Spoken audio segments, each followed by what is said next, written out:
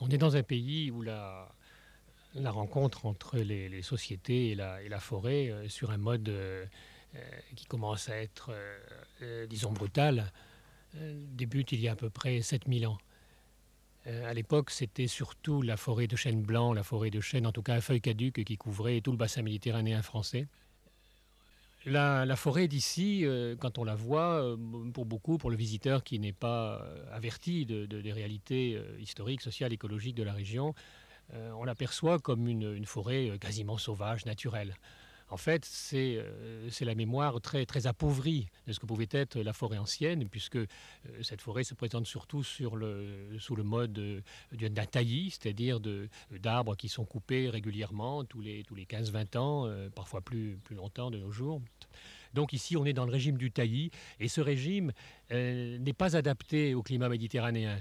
On est dans un climat de sécheresse estivale prolongée, avec des pluies de printemps et d'automne souvent fortes, et lorsque le sol se trouve dénudé par la coupe à ces moments-là de l'année, il y a un impact très fort des précipitations, de même qu'en été, l'impact du soleil sur un sol dont on a enlevé la couverture forestière peut être aussi très nocif pour la vie microbienne du sol. On a donc un appauvrissement très ancien qui est causé par l'exploitation humaine.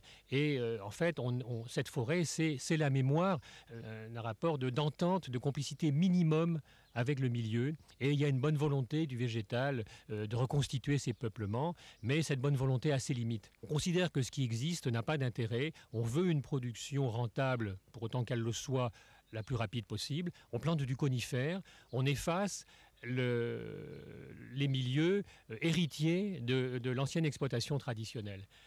Donc, la politique forestière est plutôt de tout effacer et de recommencer à zéro. Or, ces milieux représentent une richesse par elle-même, notamment biologique, puisque une forêt de chênes, même maigre, est beaucoup plus riche qu'une pinède. Elle est plus riche par la diversité de ses espèces animales et végétales. Elle est plus riche aussi au niveau de l'impact qu'elle a sur le sol. Et elle est beaucoup moins combustible, évidemment, dans un pays où les feux sont toujours à craindre. Et puis elle ouvre aussi à des possibilités d'évolution tant biologique que technique bien plus intéressantes que la pinède. Parce que dans le milieu feuillu, on peut voir progressivement apparaître des espèces qui sont des bois nobles, qu'on va privilégier et qui pourront, dans une économie intelligente qui n'est pas la nôtre, déboucher sur des utilisations qui permettront à des gens de vivre également de la forêt.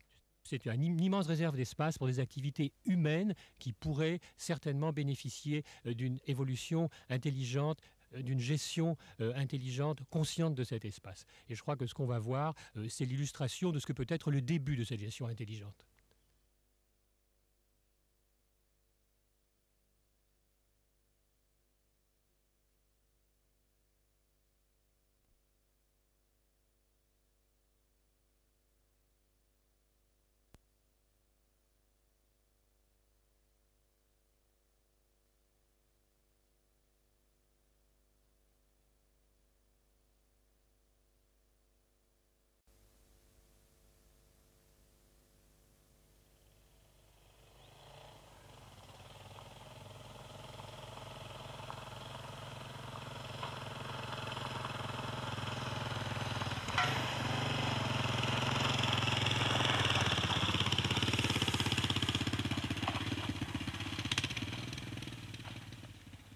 Pascal, c'est un coupeur de bois, mais c'est un coupeur de bois qui a réfléchi sur la finalité de ses actes et surtout sur ce qui lui permet à lui d'être vraiment un coupeur de bois conscient de son travail. C'est-à-dire qu'il pense à ce qu'est l'arbre qu'il coupe, à son origine, à ce qu'il peut devenir dans un mode de gestion vraiment intelligent de la forêt. Et je pense que ce qu'il est en train d'essayer de mettre en œuvre, en particulier avec cette forêt du Défend de l'ouest de Lure, c'est une expérience qui peut avoir un impact très important, je crois, sur la gestion future des forêts du pourtour méditerranéen, puisque c'est l'idée de préserver le plus possible de bois sur pied tout en sortant le maximum possible de bois de feu, mais aussi de bois d'œuvre à plus ou moins moyen terme. Et c'est aussi l'hypothèse que je crois tout à fait fondée de diversifier au maximum la vie biologique de la forêt. Il est certain que dans la région ici, le fait de couper périodiquement à blanc les taillis, limite énormément les possibilités de la vie forestière considérée comme un capital biologique, tandis que dans l'idée de préserver une couverture végétale permanente, à la fois dans le respect, dans le souci d'un développement économique et dans le souci d'un développement biologique, c'est jusqu'à nouvel ordre quelque chose de révolutionnaire. En tout cas, ce n'est pas ce que font la plupart des professionnels de la forêt, même s'il y a aussi de ce côté-là, il faut le reconnaître, une prise de conscience et puis des expériences qui sont loin d'être négligeables. Mais au niveau des coupeurs de bois, je crois que Pascal illustre, à mon avis en tout cas, ce qu'est au mieux le bûcheron conscient de son travail et conscient de la vie qui lui permet de travailler et qui permettra toujours à des gens de travailler dans ce pays, pour peu justement qu'on protège le devenir.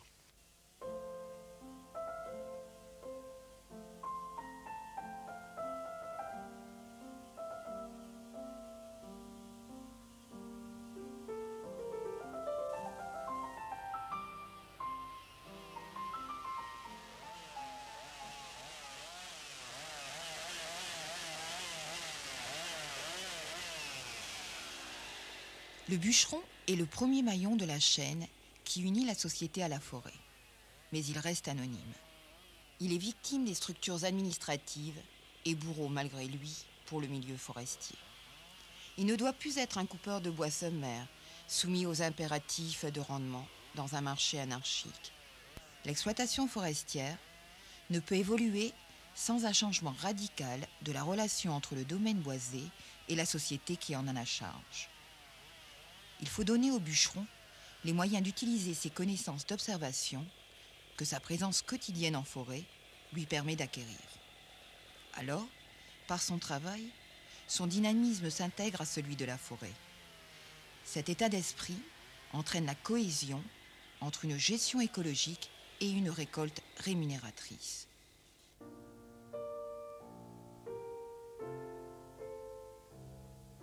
Ici, nous sommes dans le canton de Banon, sur la montagne de Lure, qui, avec le Mont Ventoux et le Luberon, sont les massifs forestiers importants de Haute-Provence.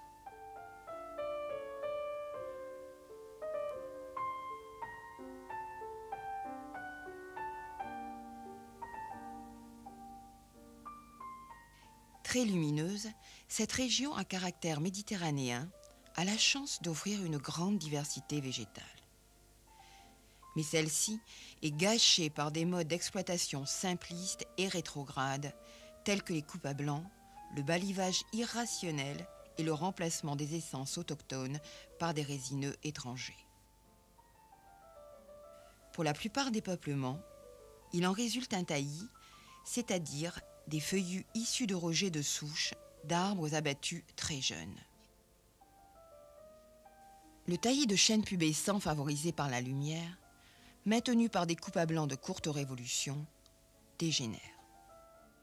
À chaque repousse de durée égale, la hauteur du peuplement diminue et le nombre de tiges augmente, ce qui supprime le sous-bois et exclut l'étagement d'une forêt dynamique.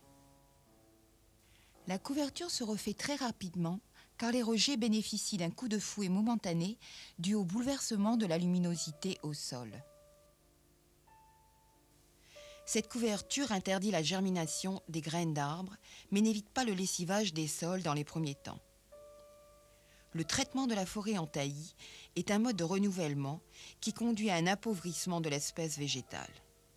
Seule la reproduction sexuée, c'est-à-dire par graines, maintient l'impulsion de l'évolution. La richesse d'un milieu est accrue par sa diversité. L'exploitation du taillis par la coupe rase l'élimine. La coupe du taillis, modèle d'exploitation sans envergure, induit d'autres appauvrissements que ceux du milieu naturel.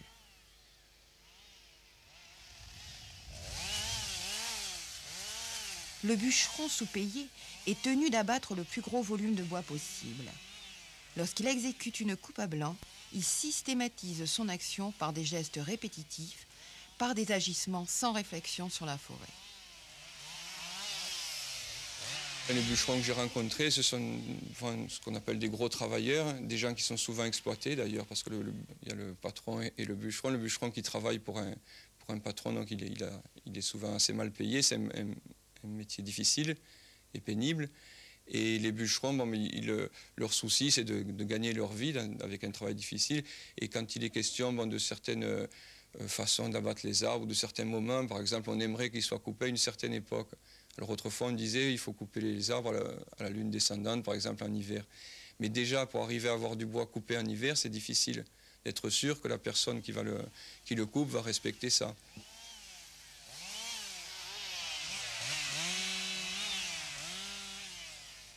Pour moi, un bûcheron, c'était le pire des métiers.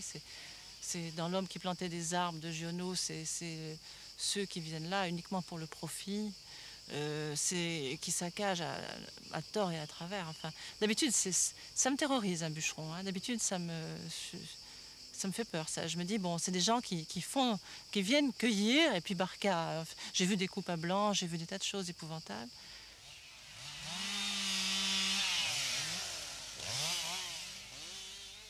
Ce ne sont pas non plus les coupes balivées qui lui permettent de pratiquer la gestion forestière, comme son expérience du milieu l'y autoriserait. Il n'a le choix ni des baliveaux ni de leur nombre. Le choix des baliveaux en méthode classique s'effectue au préalable par un forestier ou agent technique qui marque ses arbres à coups de rainette, un outil très tranchant, provoque une blessure grave. Pourtant, sur un arbre à qui on destine un futur prometteur. Il ne suffit pas en effet de laisser quelques arbres à l'hectare pour améliorer un peuplement. De la sorte, le taillis est maintenu dans son état dégénérant et son exploitation entretient un travail de bûcheronnage sans perspective.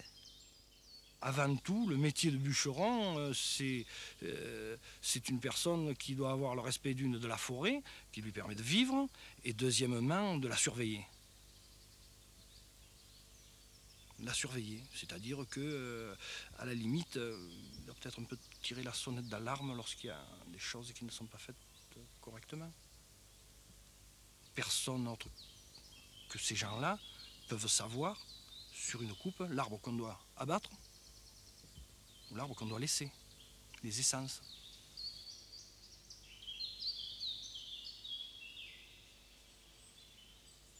Les propriétaires forestiers et les gestionnaires tels que l'Office national de la forêt et le Centre régional de la propriété forestière sont responsables, sans équivoque, du maintien de pratiques nuisibles au milieu forestier. Ils cautionnent l'exploitant forestier, ignorant de la forêt, grand consommateur de jouets mécaniques. Peu soucieux de la répartition des gains, sa main-d'œuvre sous-payée est donc sous-qualifiée. Plus les moyens mécaniques sont importants, alors qu'ils ne facilitent qu'une partie de l'exploitation des bois, plus la forêt est détériorée et le gaspillage de la biomasse important. L'industrialisation des exploitations forestières par une forte mécanisation escamote la valeur individuelle du travailleur forestier. D'emblée, l'intervention humaine sur un domaine boisé est faussée par une somme de critères dits économiques et scientifiques. L'homme moderne des pays industrialisés maintient un rapport de force avec la forêt. Pourtant, sa position économique dominante devrait faciliter une gestion vraie et souple à laquelle s'ajouterait une récolte rémunératrice offerte par l'accroissement annuel de la biomasse des peuplements forestiers. Quelques cas isolés de gestion en futaie-jardinée, c'est-à-dire une forêt composée d'arbres de tous âges et issue de semis naturels, prouvent les réelles possibilités que peut offrir la forêt. Il en est autrement dans la majorité des gestions forestières appliquées. Qu'il s'agisse des coupes de taillis, du remplacement brutal d'espèces végétales autochtones par des plantations artificielles, ou de la conduite forcée des peuplements de qualité en futaie équienne monospécifique, il y a incapacité des gestionnaires à utiliser les ressources forestières telles qu'elles existent. La volonté de transformer radicalement le milieu forestier engage des dépenses importantes jamais mises au jour. La mauvaise foi des gestionnaires fausse les études économiques sérieuses de l'exploitation forestière. Par exemple, l'ouverture de pistes forestières a été subventionnée jusqu'à 90%, ce qui a entraîné la création injustifiée de centaines de kilomètres de voies d'accès dans la forêt. Et lorsqu'il s'agit de comparer un prix de revient du mètre cube de bois débardé par câble téléphérique ou par tracteur, l'ONF ne tient pas compte du coût de la piste, si bien que toute équivalence financière est faussée. Donc c'est un moment de crise où il faut trouver absolument des nouveaux types de gestion, nouveaux types d'utilisation aussi des bois. Et apparemment, en tout cas au niveau officiel, il y a peu de réponses vraiment convaincantes à ce type de questions. Il faut rompre totalement avec les modes d'exploitation classiques. Dans cette région du sud-est de la France, nous bénéficions d'un relatif vieillissement des peuplements de taillis, ce qui signifie que le développement normal de toute la diversité de la chaînée caducifoliée est amorcé. Il faut en profiter pour appliquer un travail de rénovation. Ce travail n'est qu'une aide momentanée à la nature pour retrouver une forêt dynamique issue de semis naturels de tous âges. Bon, ben là, on est en lisière de la montagne de Lure, dans un peuplement de chênes pubescents. Alors, c'est une petite forêt privée d'un copain, d'un ami, et il a besoin de sortir 20 stères par an. Il n'a que quelques hectares, donc il faut se débrouiller de sortir ce bois et de valoriser la forêt. C'est le facteur de luminosité qui est très important. Donc, il faut qu'on ait le peuplement qui reste fermé. Donc ici en lisière, étant donné qu'il y a une clairière naturelle, la bordure elle n'est pas du tout touchée, on n'intervient pas sur les arbres. Et après à l'intérieur, le choix se fait donc en fonction des trouées que va provoquer la suppression de l'arbre, la trouée du houppier de l'arbre enlevé. Après il rentre en jeu la forme de l'arbre, ce qu'on veut qu'il devienne dans le futur. Bon alors il y a des choix morphologiques.